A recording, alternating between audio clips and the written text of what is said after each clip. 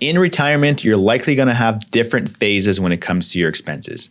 Now, a lot of people will call this the go-go years, followed by the slow-go phase, and then finally we have the no-go years. So why is that? Well, typically retirees will spend more at the beginning of retirement because that's presumably when they're at their healthiest and doing more things such as travel.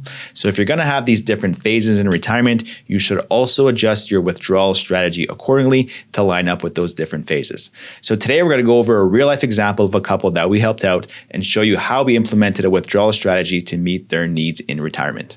All right, so we have Carol and Don webinar, and their retirement goals were a little bit different than most people, I would say. They wanted to be quite aggressive with their spending early on in retirement. So they wanted to be able to spend $16,000 per month for the first 15 years of retirement. And then after that point, they said, Mark, just let us know how much we can spend to get us to age 90. So just to kind of give you a little bit of background, Carol had $1.1 million in her RSPs, $550,000 in her non-registered account, and $100,000 in her tax-free savings. Don, on the other hand, had $290,000 in his non-registered account, $250,000 in his RSPs, and $100,000 in his TFSA as well. Jointly, they own their home, which is valued at $1 million, and their cabin, which was valued at $600,000 with no debt. So here we have a graph of Carol and Don's net worth throughout retirement. Now the teal color represents their lifestyle assets, so their home and cabin. Blue represents their registered accounts. Yellow is their TFSA, brown is their non-registered, and then red is debt.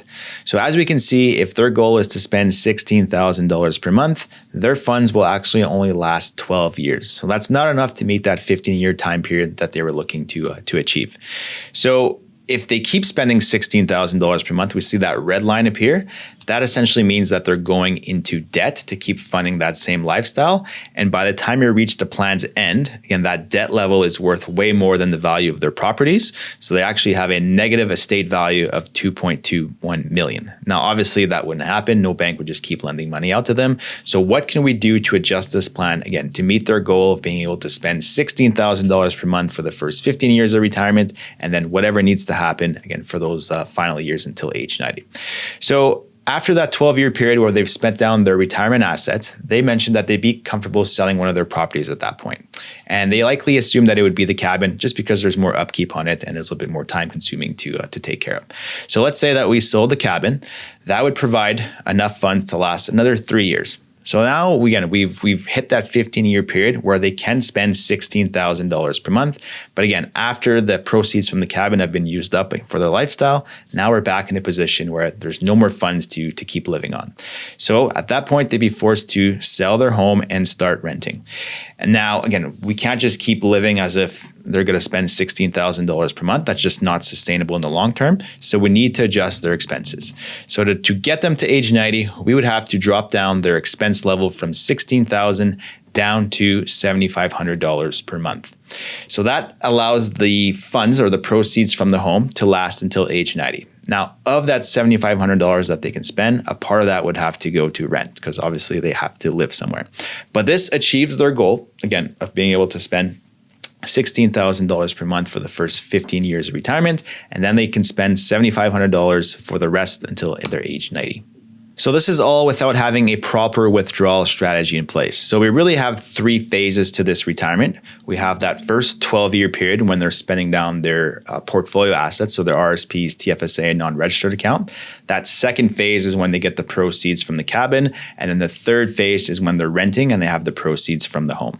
So as we can see in that first phase, what they're doing currently is they're drawing down on their most tax-efficient assets first. So they're using their TFSA first, followed by the non-registered account, and then they're using their RSPs last.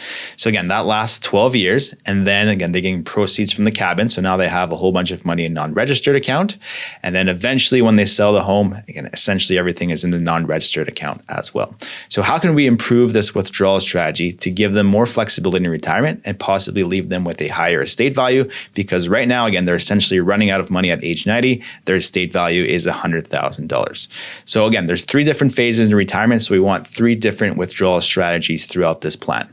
So in that first 12-year period, what we want to do instead of drawing on the TFSAs first is we want to target a certain income level in retirement. So for that first 12-year period, we want to target an income of $77,000 a year each for both of them. So as we can see, the graph changes pretty substantially. So rather than using the TFSA first, we're now drawing down on the RSPs a little bit more aggressively and using some of that non-registered account money as well, more early into that first phase of retirement. So once we reach the second phase, now again, most of their wealth is in a non-registered account because they've spent down most of their RSPs in TFSA. So now we don't need to target such a high income because again, there's not much there as far as RSPs are concerned. So in that second phase, we want to target a taxable income of $35,000 per year. So again, that lasts another 3 years. So that covers off the 15-year period where they want to be able to spend $16,000 per month. And then we have the final phase of retirement. So again, they sell their home. Now they have all this cash coming in. So we want to top up their TFSAs to make sure that they're maxed out. And then we still have some additional funds in their non-registered account there. So the strategy here is pretty simple. We want to keep topping up their TFSAs every year and live off the non-registered account. So that's just going to make it more tax efficient, gives more time to the TFSAs to keep growing. So by implementing those 3 different withdrawal strategies in those different phases of retirement, now we've increased their net estate from essentially what was $100,000 up to $414,000.